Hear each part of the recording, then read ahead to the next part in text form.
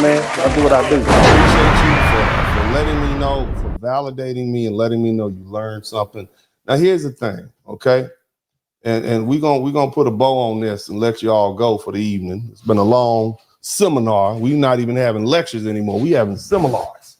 All right. My cat sends greetings to your orange cat. Y'all been checking out my little videos, my little bloopers and outtakes. Y'all make sure y'all go to my little video section. I put the little bloopers and outtakes if I see something that's humorous.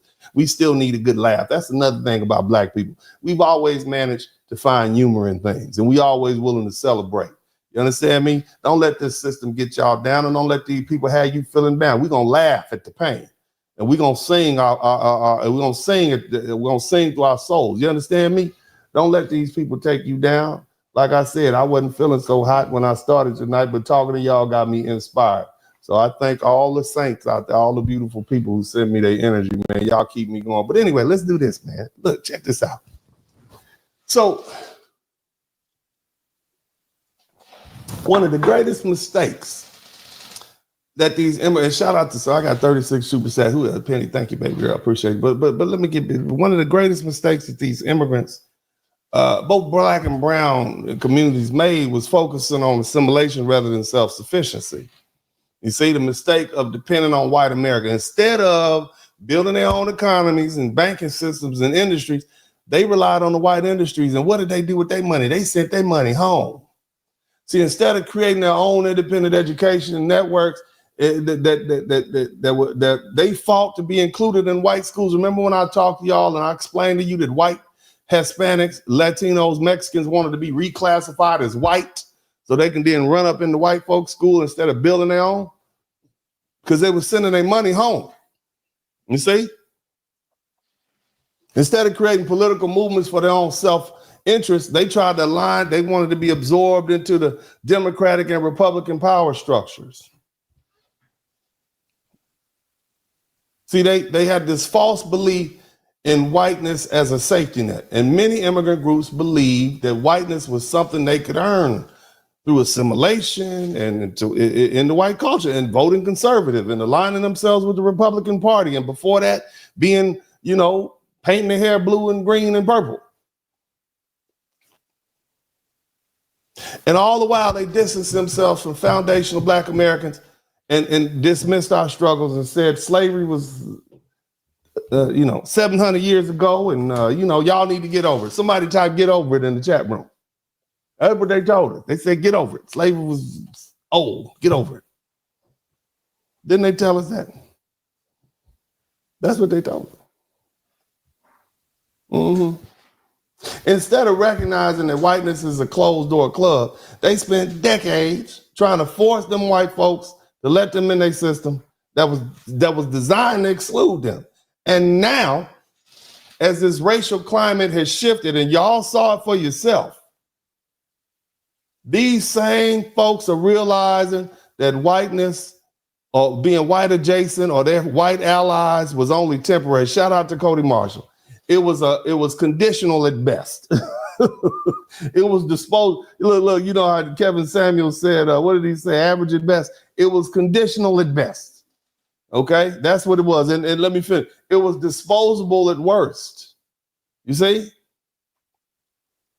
Now, many Latinos and Africans and Caribbeans who align themselves with their white allies and talk bad about foundational Black Americans and try to be white, now they're being discarded. Now they're being sent back to Haiti.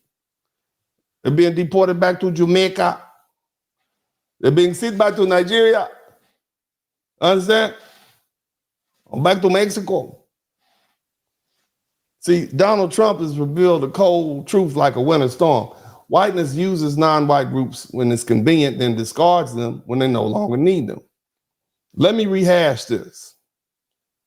See, the same Latinos for Trump who voted for Trump are now facing deportation.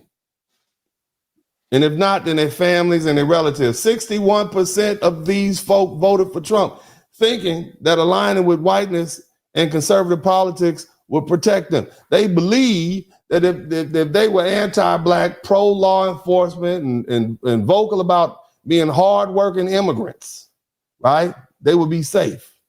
And now ICE is raiding their homes and their workplaces and their neighborhoods, and Latino children are being separated from their parents. Legal residency and even U.S. citizenship are being questioned. It ain't worth the doggone if you wasn't born in this country. And if your parents were here illegally, it might be questioned. So Latinos thought that they were part of America's racial hierarchy. And now they realize that whiteness never saw them as equals. It only saw them as cheap labor. So now they're getting the looks. Now they're getting the microaggressions. You got the little Latino chick talk about, I've never felt this way before. Now, as far as my Black, African, and Caribbean immigrants, you look down on Black Americans. You talk real, as they say, out in New Orleans, you was talking real sporty about us. You were talking real, you was speaking fly. You was talking fly. Huh? Now they dunning you.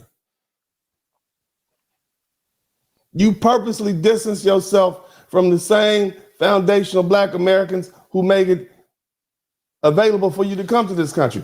You claim your culture was superior. You claim you were superior to Black America. You called us lazy. We built this doggone country, and you got the nerve to call us lazy? You sound just like the white supremacists. You dismissed our warnings, and we your brothers, and we idolize you. We loved you. We listened to your movie. We listened to your music, even if we ain't like it. We ate your nasty food, even though we don't like it all the time. Instead, you decide to align yourself with these white professionals,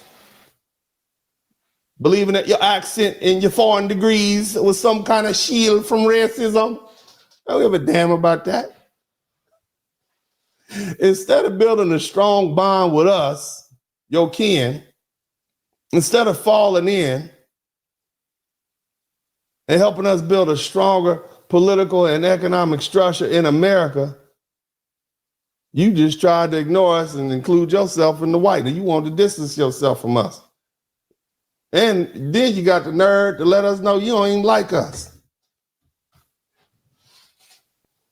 And now you realizing that your Black skin makes you just as disposable as FBAs were in white America, but you an easier target though. So when Trump's policies target immigrants, they don't care whether you're from Nigeria or Haiti or the Dominican Republic. Black is black. Don't care about your doggone nation. Use the N-word as far as they're concerned. And we warned you, but you ignored us. For decades, foundational Black Americans have been telling immigrants and anybody else who can listen, America is not the land of fairness and inclusion. It is the land of white survivalism. And it's done at the expense of everyone else. We told them about white backlash. We warned them that every time a non-white people make progress, white America is going to clap back. And we saw it after Reconstruction. We saw it after the Civil Rights Movement. We told you about COINTELPRO. We told you about the war on drugs, which was really the war on Black folks. And now we saw it after Barack Obama's presidency. And y'all ignored it, thinking that history wouldn't repeat itself. We told you that white folk would never accept you. White folks told you they would never accept you in not so many words, but you didn't read them because you're ignorant and you didn't want to believe it. We told you no matter how hard you worked, how hard you studied, how deeply you aligned yourself with these white institutions, no matter how much you did their bidding, they would always see you as an outsider. And then you laughed and called us paranoid. You told us that we were victims. Somebody typed victim mentality in the chat room.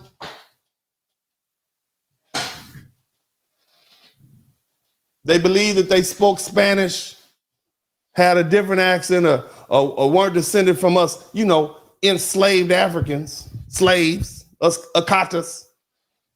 Racism wouldn't touch them. We said you better get your own. You said you wanted to assimilate. Instead of investing in the Black community, taking your money to our Black banks,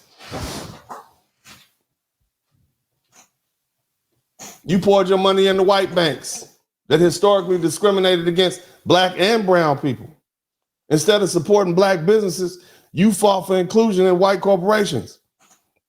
They were never going to prioritize you. Instead of forming coalitions with foundational black Americans, we've been here. We know how this goes. You thought you was going to survive on your own, even though you living under our umbrella right now.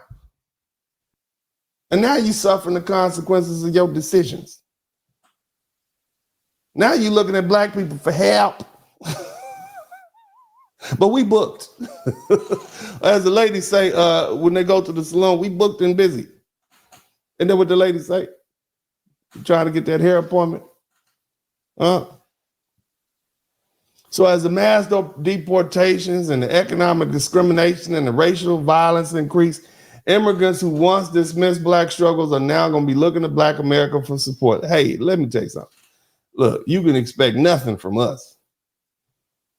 You don't expect us to march, to protest. Don't expect us to demand justice for your deportations. Don't expect us to do anything but call ICE to have you come picked up, because we're going to need that $750 for ourselves. Okay? We are not about to sit up here and demand that they end the border detentions. We're not doing it. Okay? We're not going to go to your rallies to help you protest for citizenship and demand policy changes that protect you. We're not going to do it. Black America has moved on for that. We fought for civil rights. And now you got to fight for your own. We marched for justice, and now you got to march for your own justice. We spent centuries carrying the weight of America's oppressed people. And now we're putting that energy to ourselves. We're done. We're at rest. We working with ourselves. We talking like we talking here tonight, but we are not fooling with y'all like that. We're not going to waste our energy.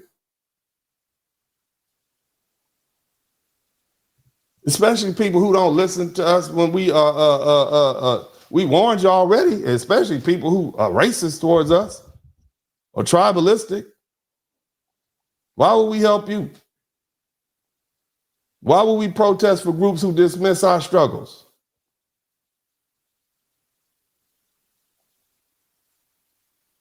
Why? We're not a stupid people. Why would we carry you and you didn't carry us? What's up, what's up, what's up? Welcome to the broadcast. This is Uncle D. People wash their ass in the tub, Kamala Harris. You were tuned in to Uncle D. D's black man talk. Pull up, homie, take a seat. Don't be a shadow watcher every day. You learn something, then you earn something. Let them know and drop some money in the plate. It's getting cold, ladies, talking ratchet. Lizard King here, grab your coat, zip your jacket. Keep quiet for a second, close your jaw. Attorney Spurling, this ain't pearly, know the law. Talking Constitution, pushing pins when he shootin', give him that. Masculinity, just for the record, sprinkle that. You can keep your cat, gotta cut it. Only cat he rubbing, gotta love it. I call it Molly Buddy. Gotta vote your interest, voting earns. Presidential, this is for the money that I earn. When you gon' learn, my people, that evil mixed with evil. No matter what you're doing, baby, this ain't equal. Sometimes when you're special, you get hated. The test is for the best, you're damn right, my people made it. Uncle D, Blizzard King, you been served, gotta notice. Now black men out here know we winning, gotta hold it now. Uncle D, you been served, get your notice. Now black men out here know we winning, gotta hold it now. Uncle D, you been served, get your notice. Now black men out here know we winning, gotta hold it now. Uncle D, you been served, get your notice. Now black men out here know we winning, gotta hold it now. Hey man, I'll do what I do. Somebody need to whip your ass. Get up and whip him, Sweets. Hey, don't be putting the money in my hand all rough. Take your ass out here. You buy you a Flowbee and cut your own damn hair from now on.